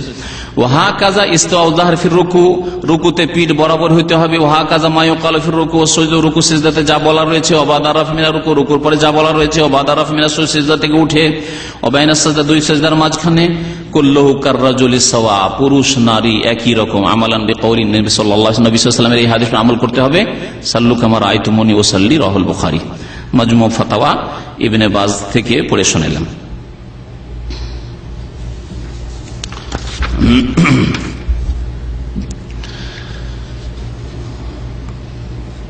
আযান ইকামতের বিষয়টি আযান ইকামত নামাজের ভিতরের বিষয় না, নামাজের বাইরের বিষয়। সুতরাং আযান ইকামত সম্পর্কে এর আগের আলোচনায় বলে দেওয়া হয়েছে যে মহিলারা আযান দেবে না। আর ইকামত সম্পর্কে ইখতিলাফ রয়েছে। এই ক্ষেত্রে অনেক উলামারা বলছেন ইকামত দিয়ে দিলে কোনো দোষ নেই, কারণ ওর আওয়াজ এত জোরে নয় যে বাইরে আওয়াজ পৌঁছবে, সুতরাং ইকামত দিতে পারে। আবার কিছু আইম্মায়ে কেরাম বলছেন ইকামত দেওয়ার না দিলেও চলবে। এই বিষয়টিতে বাড়াবাড়ি করার কোনো প্রয়োজন নেই। তো এই ছিল আলোচনা। আর দু একটি হাদিস সময় সামান্য আছে, সুতরাং শোনাই যে সহি নামাজ নারী পুরুষের নামাজে কোনো পার্থক্য নেই। আর পুরুষদের নামাজ নারীদের নামাজ কেমন ছিল নবী করিম সাল্লাল্লাহু আলাইহি সাল্লামের ওই হাদিসগুলি শোনাই। একটি হাদিস শুনিয়ে দিচ্ছে, আবু দাউদ এবং ইবনে খুজাইমায় রয়েছে যে নবী সাল্লাল্লাহু আলাইহি ওয়াসাল্লাম কানা রাসূলুল্লাহ সাল্লাল্লাহু আলাইহি ওয়াসাল্লাম ইয়াদাউ ইয়াদাহুল ইয়ুমনা আলা ইয়াদিহিল ইউসরা, নবী সাল্লাল্লাহু আলাইহি ওয়াসাল্লাম ডান হাত বাম হাতের উপর রাখতেন। সুম্মা ইয়াশুদ্দু বাইনাহুমা, মজবুত করে ধারণ করতেন। আলা সাদরিহি, সিনার উপর, বুকের উপর। ওয়া হুয়া ফি সালাতে, নামাজে। আবু দাউদের হাদিস, ইবনে খুজাইমার হাদিস। এটি নারী পুরুষ সকলের জন্য। তারপরে ইমাম বুখারী রাহমাতুল্লাহ আলাইহি বলছেন যে কতদূর পর্যন্ত হাত উঠাবে, রফুল ইয়াদাইন যখন করবে হাত উঠাবে কতদূর পর্যন্ত উঠাবে। এই ক্ষেত্রে 10 জন সাহাবী, আবু হুমায়দ সাঈদী রাদিয়াল্লাহু তাআলা এবং তার সাথে আরো 9 জন, 10 জন সাহাবী থেকে বর্ণনা করেছেন। বলছেন যে রাআইতু রাসূলুল্লাহ সাল্লাল্লাহু আলাইহি ওয়াসাল্লাম ইযা কামা ফিস সালাতে, নামাজে যখন দাঁড়াতেন, রাফা ইয়াদাইহি, হাত উঠাইতেন দুই হাত, হাত্তা ইয়াকুনা হাজওয়া মানকাবাইহি, কাঁধ পর্যন্ত। তাহলে কাঁধ পর্যন্ত পুরুষরা উঠাবে, মহিলারা উঠাবে। এ হচ্ছে কাঁধ পর্যন্ত হাদিস, বুখারী মুসলিমে রয়েছে। আর একটি হাদিস রয়েছে যে উঠাতো তারা হেয়ালা উজনাইহি, কান পর্যন্ত, তাহলে কানের লতি আর একটু বেশি। তাহলে এই ক্ষেত্রেও নারী পুরুষ সমান। নারীরাও যদি মনে করে যে হাত কান পর্যন্ত উঠাবো, কোনো দোষ নেই, কোনো দোষ নেই সেই ক্ষেত্রে।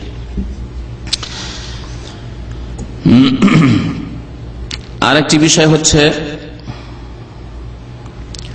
রুকু করার ক্ষেত্রে, কারণ রুকু সম্পর্কে যা বলা হয়েছে যে রুকুটা কেমন করে করতে হবে একটু পরে শোনাই।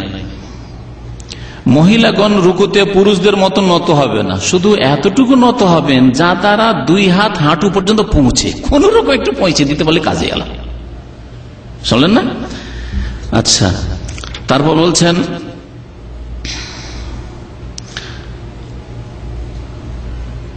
রুকু অবস্থায় দুই হাতের আঙ্গুলি ছড়িয়ে না রেখে মিলিয়ে রাখতে হবে না, এসব কোনো পার্থক্য নেই। রুকুতে দুই কনুই পার্শ্বের সাথে মিলিয়ে রাখবে, নিজেকে সংকুচিত রাখবে, সংকুচিত করে রাখবে রুকুতে। সেজদায় পেট উরুদয়ের উপর বিছিয়ে দেবে একবারে। সেজদায় বাহুদয় পার্শ্বের সাথে মিলিত থাকবে, হ্যাঁ একবারে জড়িয়ে থাকবে। তাশাহুদে বসার সময় মহিলারা পুরুষের বিপরীত পদদয়ে ডান দিকে বের করে বাম নিতম্বের উপর বসিবে, অর্থাৎ তাওয়াররুক করে। এই তাওয়াররুকের হুকুম যেটি শেষ তাশাহুদে, দুই তাশাহুদ বিশিষ্ট নামাজে শেষ তাশাহুদে পুরুষের জন্য এবং নারী উভয়ের জন্য, কিন্তু পুরুষদের ক্ষেত্রে তারা আমল করে না সহিহ হাদিসের উপর, মহিলাদেরকে দিয়ে দিয়েছে তোমরা এটা করো। এই হাদিসগুলি সবগুলি আমার কাছে নোট আছে, দু চারটা হাদিস আপনাদের শোনাই। রুকুর ক্ষেত্রে পিঠ সমান থাকতে হবে। আবু হুমায়দ সাঈদী রাদিয়াল্লাহু তাআলা আনহু বলছেন, নাসাইতে হাদিস রয়েছে, কানান নবী সাল্লাল্লাহু আলাইহি ওয়াসাল্লাম ইযা রাকা, যখন রুকু করতেন, ইতাদালা, বরাবর হয়ে যেতেন। ফালাম ইয়ানসিব রাসাহু, মাথাকে উঁচা করে রাখতেন না এরকম করে। ওয়ালাম ইউকনি, আর মাথাকে ঝুঁকিয়ে দিতেন না। কিছু লোকের রুকু করে ঝুঁকিয়ে দেয়, মাথা ঝুঁকিয়ে দিয়েছে বেশি করে, পিঠের চাইতে বেশি ঝুঁকিয়ে না, ওইরকম। ওয়াদা ইয়াদাইহি আলা রুকবাতাইহি, আর দুই হাত রাখতেন দুই হাঁটুর ওপর, হাঁটুর ওপর। অন্য হাদিস রয়েছে শক্ত করে হাঁটু ধারণ করতেন, তাহলে শক্ত করে হাঁটু ধারণ করতে হবে। রুকুতে জড়িয়ে যেতে বললো, সংকুচিত হয়ে যেতে বললো, দেখেন হাদিস ওর বিপরীত। আবু মাসউদ রাদিয়াল্লাহু তাআলা আনহু বলছেন, আলা উরিয়াকুম কাইফা কানা রাসূলুল্লাহ ইউসাল্লি, তোমাকে দেখাবো কি বা তোমাদেরকে দেখাবো কি রাসূলুল্লাহ কেমন নামাজ পড়তেন? কুলনা, বলা হ্যাঁ দেখান আমাদেরকে। তাবেঈরা বললেন। ফাকামা, দাঁড়ালেন। ফাকাব্বারা, তাকবীর বললেন। ফালাম্মা রাকা, রুকুতে গেলেন। জাফা বাইনা ইবতাইহি, বগলকে খোলা রাখলেন, সংকুচিত নয়। তাহলে সংকুচিত নামাজ নয়, বরং খোলা রাখা, হাত দুটোকে দূরে রাখতে হবে।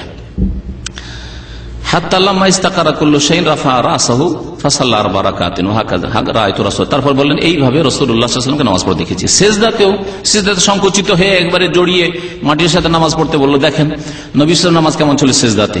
মাইমুনা রাদিয়াল্লাহু তাআলা আনহা বর্ণনা করছেন, আন্নান নবী সাল্লাল্লাহু আলাইহি ওয়াসাল্লাম কানা ইযা সাজাদা, যখন সিজদা করতেন, জাফা ইয়াদাইহি, হাত দুটোকে দূর রাখতেন, জড়িয়ে নয়।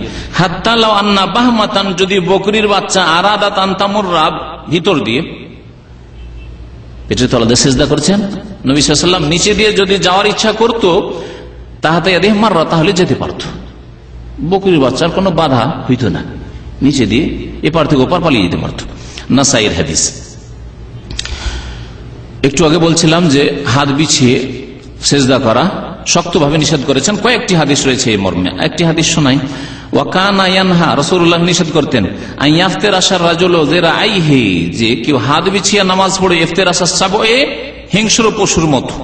এখানে বলা হয়েছে হিংস্র পশুর মতো, কারণ বাঘ, তারপরে আপনার শৃগাল, এগুলি ওইভাবে বসে। অন্য হাদিস আছে ওয়ালা ইফতারিশু আহাদুকুম যিরাই ইফতিরাশাল কালবি, কুকুরের মতো করে হাত বিছিয়ে নামাজ পড়বে না। সুনানে আরবা হাদিস, আবু দাউদ, তিরমিজি, নাসাই, ইবনে মাজাহ হাদিস, হাদিস সহিহ।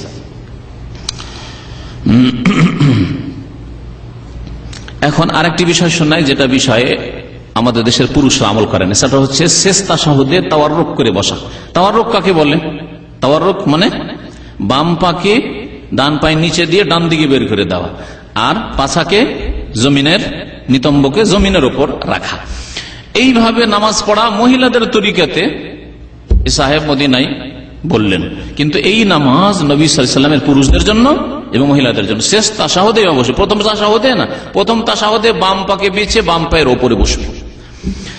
এই সম্পর্কে বেশ কিছু হাদিস রয়েছে। একটি হাদিস শোনাচ্ছি। আবু হুমায়দ সাঈদ রাদিয়াল্লাহু তাআলা আনহু 10 জন সাহাবীর সাথে যে হাদিস বর্ণনা করেছেন, তাহলে একজন সাহাবীর বর্ণনা নয়, 10 জন সাহাবীর হাদিস। বলছেন যে হাত্তা ইযা কানাতিস সাজদা আল্লাতী ফিহা তাসলিম, ওই সিজদার সময় যখন আসলো যে সিজদার পরে সালাম ফিরতে হবে, আখারা রিজলাহুল ইউসরা, বাম পাকে পেছন দিক দিয়ে ঢুকিয়ে দিলেন, মানে বাম পায়ের উপর আর বসলেন না।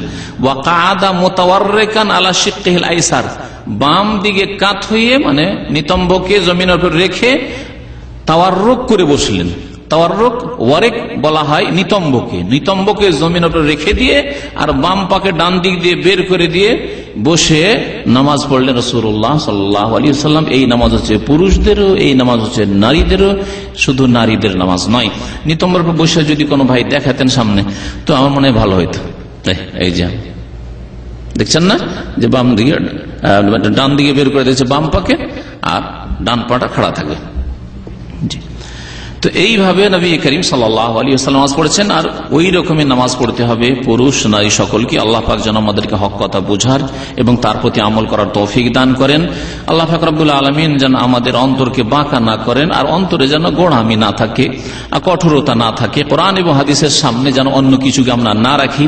আল্লাহ পাক যেন বুঝার এবং আমল করার তৌফিক দান করেন। শেষখানে আবার আমি স্মরণ করে দিচ্ছি নবী করিম সাল্লাল্লাহু আলাইহি ওয়াসাল্লামের হাদিস, মান আমিলা আমালান লাইসা আলাইহি আমরুনা ফাহুয়া রাদ্দুন।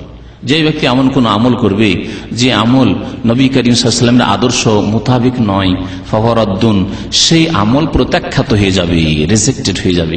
আল্লাহ পাক যেন বুঝার তৌফিক দান করেন। আর কাল কিয়ামতে এমন যেন না হয় আমার বোনদের, মা খালাদের নামাজের সম্পর্কে, যে তোমরা এমন নামাজ পড়েছো যে নামাজ আমি পাঠাইনি আমার রাসূল সাল্লাল্লাহু আলাইহি ওয়াসাল্লামের মাধ্যমে, ওই নামাজ আমার প্রিয় রাসূল সাল্লাল্লাহু আলাইহি ওয়াসাল্লাম পড়েননি, সুতরাং এই নামাজ তোমাদের রাদ্দুন হয়ে গেল, মরদুদ, প্রত্যাখ্যাত হয়ে গেল। এই কথা যেন কোনো মা বোনকে শুনতে না হয়। আল্লাহ পাক যেন আমাদের সকলকে বোঝার এবং তার প্রতি আমল করার তৌফিক দান করেন। কোরআন এবং হাদিস মোতাবেক আমাদেরকে যেন রাসূলুল্লাহ সাল্লাল্লাহু আলাইহি ওয়াসাল্লামের নামাজ আদায় করার তৌফিক দান করেন। একজন খুব বড় আলেম সৌদি আরবের আল্লামা শেখ সাদ আশ-শাশরি, হাইয়াতুল কিবারুল উলামা, যে বড় উলামাদের পরিষদ রয়েছে কমিটি, তার একজন সদস্য। তিনি গত বছর খানেক আগে আমাদের ইসলামী সেন্টারে এসেছিলেন। তো আমাদের সমস্ত দায়ীদের সাথে একটা বৈঠক হয়েছিল, তার বিভিন্ন মাসলা মাসাইল উঠেছিল প্রশ্ন। তো তাতে একটা মূল্যবান কথা বলেছিলেন যে ফিকার কিতাব আমাদের দেশের মানুষরা শুধু সাধারণ মানুষ নেই, আলেমরাও ফিকহ মানে আমল করতে হবে। ফিকহের কিতাব আছে, হেদায়েত আছে।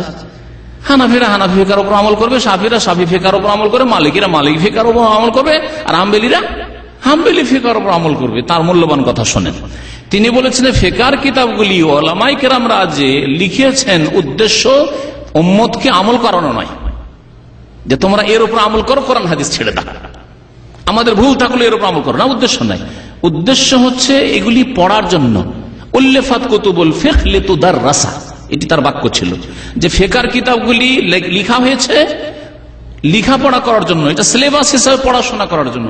পড়াশোনা করে যখন এগিয়ে যাবে আর কম্পেয়ার করবে, তুলনা করে দেখবে হাদিসের সাথে, আর এই হাদিস বিরোধী এই মশলাটি সহিহ হাদিসের উল্টো হয়ে যাচ্ছে, ছেড়ে দিতে হবে। তখন আল্লাহ পাক কি বলেছেন, ফাইন তানাজাতুম ফি শাইইন ফারুদ্দুহু ইলাল্লাহি ওয়ার রাসূল, যদি কোনো ক্ষেত্রে তোমাদের মতানৈক্য হয় তাহলে আল্লাহর দিকে ফিরিয়ে দাও এবং রাসূলের দিকে ফিরিয়ে দাও, সাল্লাল্লাহু আলাইহি ওয়াসাল্লাম মাসলাকি, তার কাছ থেকে ফয়সালা নাও। আল্লাহ পাক আরো কোরআনে কেন বলেছেন, ওমাখতালাফতুম মিন শাইইন ফাহুকমুহু ইলাল্লাহ, যে কোনো ক্ষেত্রে তোমাদের ইখতিলাফ হোক না কেন, ধন সম্পদের ক্ষেত্রে হোক, আর নামাজের ক্ষেত্রে হোক, আর ইবাদত বন্দেগীর ক্ষেত্রে হোক, আর আচার আচরণের ক্ষেত্রে হোক, মাতা পিতার সেবার ক্ষেত্রে হোক, যে কোনো ক্ষেত্রে হোক না কেন, ওমাখতালাফতুম মিন শাইইন, নামাজের ক্ষেত্রে ইখতিলাফ হচ্ছে, ফাহুকমুহু ইলাল্লাহ, ফয়সালা আল্লাহর কাছে থেকে নিতে হবে। আল্লাহ পাক রব্বুল আলামিন রাসূলুল্লাহ সাল্লাল্লাহু আলাইহি ওয়াসাল্লামকে এই জন্য প্রেরণ করেছেন যে লিয়ুতা বিইজনিল্লাহ, আল্লাহর হুকুম হচ্ছে যে তার আনুগত্য করতে হবে একমাত্র, এবং তার আনুগত্যের কাছে অন্য কার আনুগত্যকে রাখলে হবে না। আল্লাহ পাক আমাদেরকে হক কথা বুঝার এবং তার প্রতি আমল করার জন্য তৌফিক দান করেন। আল্লাহুম্মা আরিনাল হাক্কা হাক্কান ওয়ারযুকনা ইত্তিবাহ ওয়া আরিনাল বাতিলা বাতিলা ওয়ারযুকনা ইজতিনাবা। রব্বানা লা তুযিগ কুলুবানা বা'দা ইয হাদাইতানা ওয়া হাব লানা মিন লাদুনকা রাহমাতান ইন্নাকা আনতাল ওয়াহ্হাব। সুবহানা রাব্বিকা রাব্বিল ইজ্জাতি আম্মা ইয়াসিফুন ওয়া সালামুন আলাল মুরসালিন ওয়ালহামদুলিল্লাহি রাব্বিল আলামিন।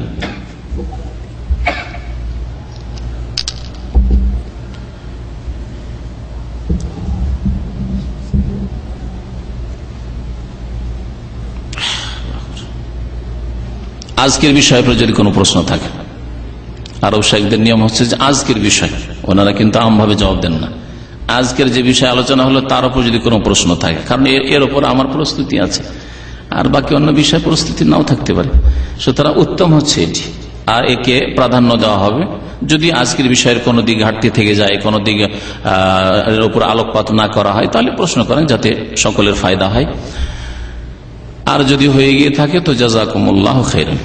আল্লাহ যেন আমাদের সকলকে, আপনাদের দায়িত্ব হচ্ছে আপনাদের স্ত্রীদের, আপনাদের মা খালাদের, বোনদেরকে সহি নামাজ শিখানো, নবী করিম সাল্লাল্লাহু আলাইহি ওয়াসাল্লামের এইরকম নামাজ পড়ানো। নবী সাল্লাল্লাহু আলাইহি ওয়াসাল্লামের নামাজের উপর যে বইগুলি লেখা হয়েছে, আল্লামা নাসিরুদ্দিন আলবানীর কিতাব হোক, অথবা আরো যে কিতাবগুলি রয়েছে, আল্লামা শাইখ ইবনে বাজের কিতাব হোক, অনেক কিতাবই রয়েছে, ছোট বড় কিতাব রয়েছে, সেগুলির উপর সেগুলি পড়ে কোরআন হাদিসের উপর আমল করেন, সেগুলি পড়ে কোরআন এবং হাদিসের উপর আমল করার চেষ্টা করেন। বড় বড় প্রশ্নের উত্তর হয়ে গেছে এগুলো। পুরুষ ও মহিলার নামাজের পার্থক্য আছে, এর কি কোন জয়ীফ হাদিস আছে? জয়ীফ হাদিস এক দুটি আল্লামা নাসিরুদ্দিন আলবানী থেকে যে পড়ে শোনাইলাম তাতে উল্লেখ করা হয়েছে, এবং জয়ীফ মানে প্রমাণিত নয় নবী সাল্লাল্লাহু আলাইহি ওয়াসাল্লাম থেকে, সুতরাং কারো জন্য জায়েজ নয় যে তার উপর স্পষ্ট হয়ে গেল যে এইরকম নামাজ নবী সাল্লাল্লাহু আলাইহি ওয়াসাল্লাম থেকে সহিহ সূত্রে প্রমাণিত নয়, তারপরে পড়বে, জায়েজ নাই। কোন বিষয়ে আমল করা জায়েজ নয় যখন জানলেন যে এটা বিশুদ্ধ সূত্রে প্রমাণিত নয়। আমার সম্পর্কে একটা সংবাদ শুনলেন, তারপরে আপনি জানতে পারলেন যে না, কথাটি বিশুদ্ধ সূত্রে আসেনি, তাহলে কি বলবেন? তারপরে বয়ান করে বেড়াবেন নাকি? না হারাম হবে বয়ান করা? তাহলে আমার ক্ষেত্রে যদি হারাম হয় তো নবী সাল্লাল্লাহু আলাইহি ওয়াসাল্লামের ক্ষেত্রে, হ্যাঁ, নবী সাল্লাল্লাহু আলাইহি ওয়াসাল্লামের বিবিদের ক্ষেত্রে যে না মহিলাদের এইরকম নামাজ ছিল, কত বড় হারাম হবে বলেন দেখি, চিন্তা করে দেখেন বিষয়টি। সুতরাং জয়ীফের ওপর আমল করা জায়েজ না যখন আপনার কাছে স্পষ্ট হয়ে গেল, আপনি জানেন না, আল্লাহ পাক মাফ করবেন, মাজুর, যারে জয়ীফ ছিল রে এতদিন আমি জানতাম না, আল্লাহ মাফ করবেন, গফুরুর রহিম। কিন্তু জয়ীফ জানলেন, তারপরে ধরে আছেন, অথচ সাব্যস্ত না নবী সাল্লাল্লাহু আলাইহি ওয়াসাল্লাম থেকে, তার বিবিগণ থেকে, এরকম নামাজ পড়বেন না, পড়াবেন না বিবিদেরকে। আল্লাহ পাক যেন হিদায়াত দান করেন।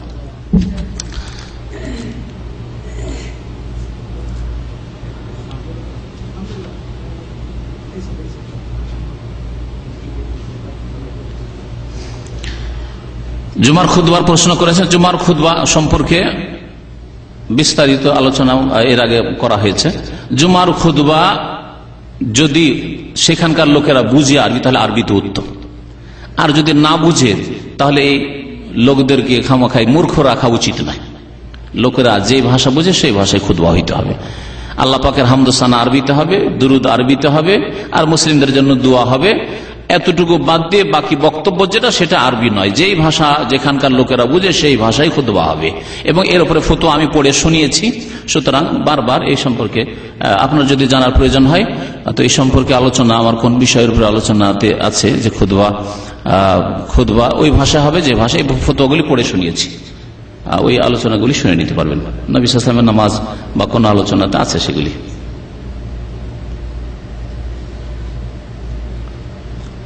বলছে যে হানাফি আলেমরা বলে জুমার খুতবা একটি ইবাদত। তো ইবাদত কি? ইবাদত মানে আরবি ভাষা দিয়ে হইতে হবে। আল্লাহ তো আমার গুনাহ খাতা মাফ করে দেয়, এটা ইবাদত নাই, দোয়া।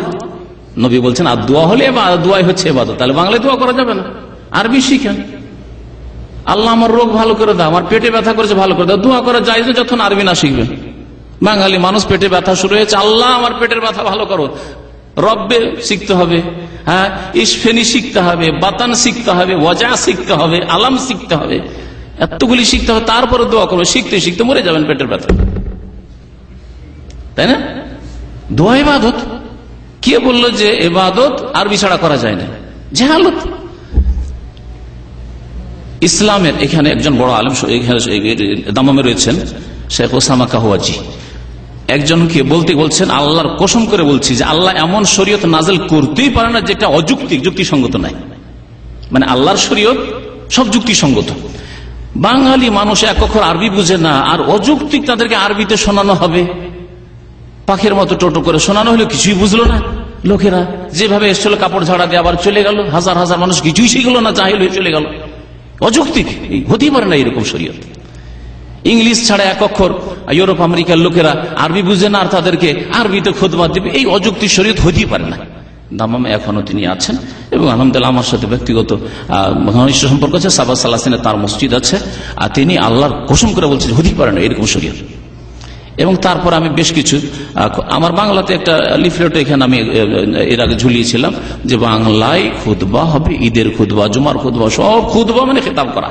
আর খেতাব করা ইংরেজিতে বলে অ্যাড্রেস করা, বাংলায় বলে সম্বোধন করা। খুতবা হবে না যদি সম্বোধন না। ইয়া রাজুল ইত্তাকিল্লাহ, কিছু বুঝলো না বেচারা, আগে ইত্তাকিল্লাহ ইত্তাকিল্লাহ করছি, সম্বোধন হইল? কোনো সম্বোধন হইল না, কিছু বুঝে না, ইত্তাকিল্লাহ ইত্তাকিল্লাহ। কিন্তু যদি এই ভয় করো, তুমি এখানে মোবাইল বাজাচ্ছ, সম্বোধন হয়ে গেল। তাহলে খুতবা মানে খেতাব করা। উর্দুতে আপনারা শুনেন যে ফলা সাহেব আজ খেতাব ফরমায়েঙ্গে, মানে অ্যাড্রেস করবেন তিনি, সম্বোধন করবেন আপনাকে। তো খুতবা তো খেতাব, তাহলে খুতবা খেতাব কি করে হবে যদি আরবি হয়ে থাকে?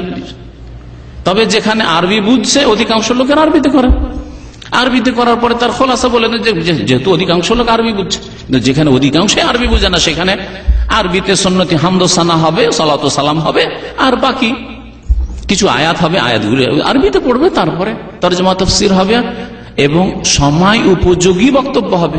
50 বছর আগে লেখা হয়েছে 12 চাঁদের খুতবা, আর 100 বছর আগে লেখা হয়েছে শাহুল দেহলভির যুগে 300 বছর আগে খুতবা লেখা আছে, এমনও খুতবা আছে।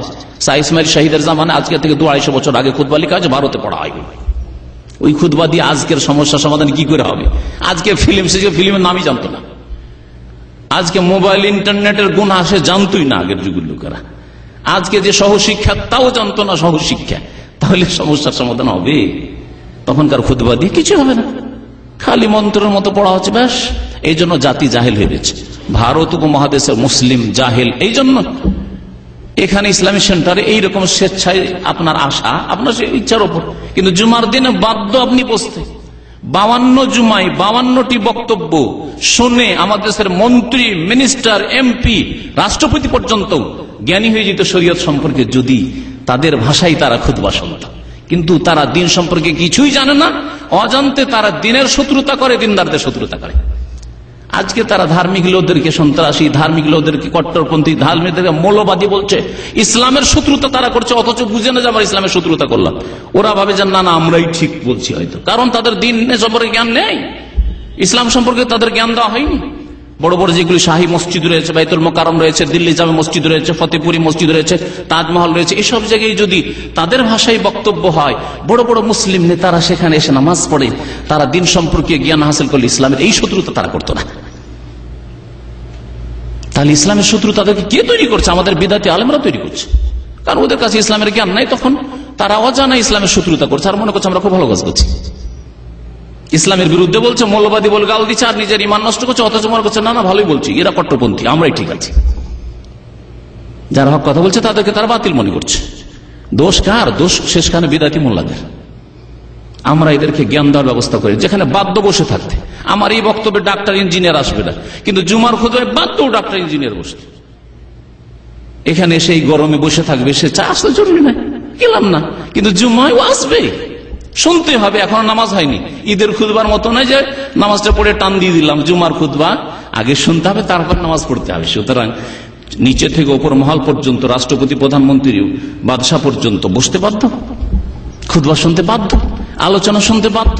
তাতে তৌহিদের আলোচনা হবে, সুন্নতের আলোচনা হবে, একদিন নামাজের তরিকা হবে। এই সব অজ্ঞতা দূর হয়ে যাবে।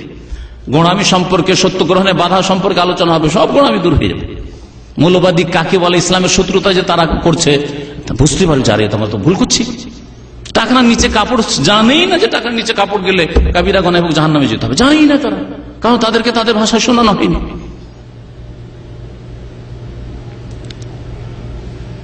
জবাব দিতে হবে বিদাতি আলেমদেরকে, যারা বলছে যে খুতবা মানে আরবি।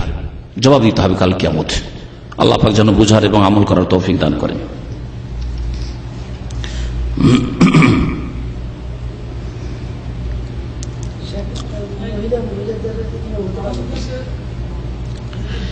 আরেকটি প্রশ্ন করেছেন যে শেখ আলবানী বিংশ শতাব্দীতে জয়ীব জাল বের করলেন, তাহলে কি আগের আলেমরা জাল জয়ীব জানতো না? আগের আলেমরাও ওইগুলি কথাই বলেছেন, কিন্তু বড় বড় কিতাব, কয়েক খণ্ডের কিতাবে ছড়িয়ে ছিটিয়ে আছে, সেগুলি তিনি সংক্ষেপ করে একটু রেডিমেড হালুয়ার মতো তৈরি করে দিয়েছেন।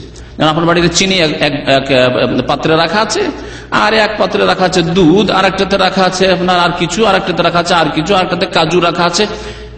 নিজে গিয়ে আমরা চা করতে কিচেনে গিয়ে পেরেশান হয়েছে, ধর কোথায় কি খুঁজবো, কোথায় নুন, কোথায় তেল, কোথায় কি, তাই না? মুশকিল হয়ে যায়, জানি না যে কোন ডাব্বাতে কি আছে না আছে, কিন্তু রেডিমেড তৈরি করা আছে, খেল। তো নাসরুদ্দিন আলবানী রহমতুল্লাহ তাই করে ইমাম বুখারীর কিতাবে, ইমাম ইবনে আদির কিতাবে, ইবনে মাইনের কিতাবে, আলী ইবনে মাদিনী, অন্য আইম্মায়ে কিরামদের কিতাবে যে জয়ীফ সম্পর্কে যে আলোচনাগুলি আছে ছড়িয়ে আছে, সেগুলিকে তিনি সংক্ষেপে বয়ান করে দিয়েছেন, রেডিমেড হালুয়ার মতো তৈরি করে দিচ্ছেন। আজকালকার জামানায় পড়ার মতো লোক আমরাই পড়তে পারেন, আপনারা কি পড়াশোনা করবেন? ব্যস্ত ব্যস্ত দুনিয়া ব্যস্ত, মোবাইলে কত ঘন্টা নিয়ে নেয়। আমি অর্ধেক মোবাইল উঠাই না, তারপর আমার তো অধিকাংশ টাইম মনে হয় মোবাইলে নিয়ে নেয়। অফিসে কোনোদিন আসি সকাল 9:30 থেকে 2.5 ঘন্টা বসে, মাগরিব 4টা থেকে মাগরিব পর্যন্ত বসি, তো মনে হয় যে কিছুই কাজ করতে পারে, আজকে গেল সব মোবাইলে সময় নষ্ট করলাম।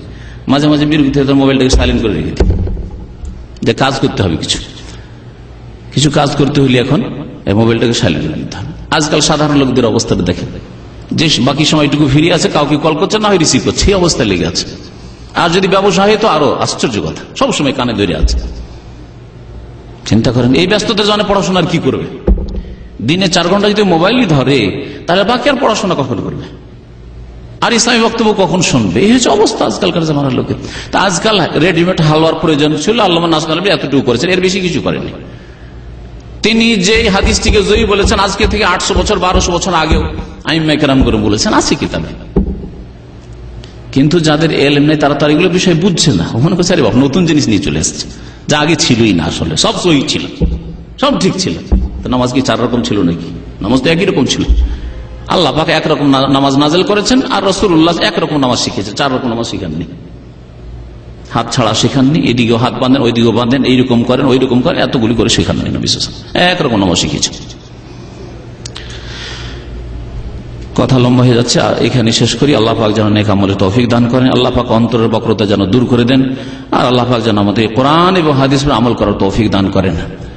যদি আমরা ওই রকম আর এক তরিকার দিকে ডাকতাম, যে চরমাইটা বাদ দিয়ে সার সিনা ধরেন, তাহলে বলতেন হ্যাঁ এটাও তরিকা ওইটাও তরিকা।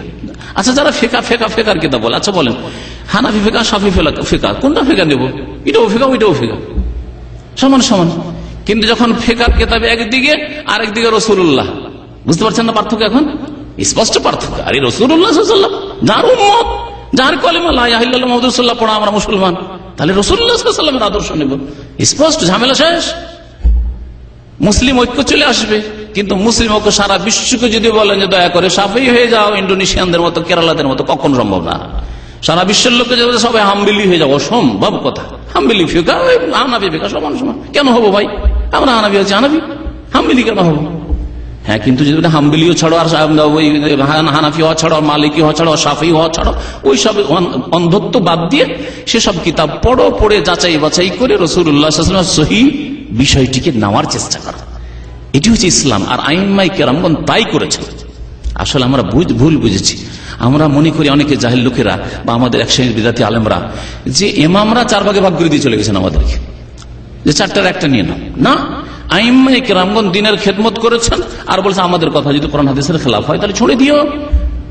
ইমাম আবু হানিফা রাহমাতুল্লাহ বলছেন দেওয়ালের ওই পাশে ছুড়ে ফেলি, আমার কথা যদি কোরআন হাদিসের বিরোধী হয়, নবীর কথা বিরোধী হয়, সাহাবায়ে কেরামের কথা বিরোধী পর্যন্ত হয়, তাহলে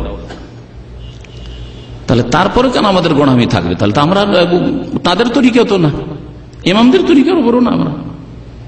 সাল্লাল্লাহু আলাইহি মুহাম্মদ ওয়া আলা আলিহি ওয়া সাহবিহি আজমাইন।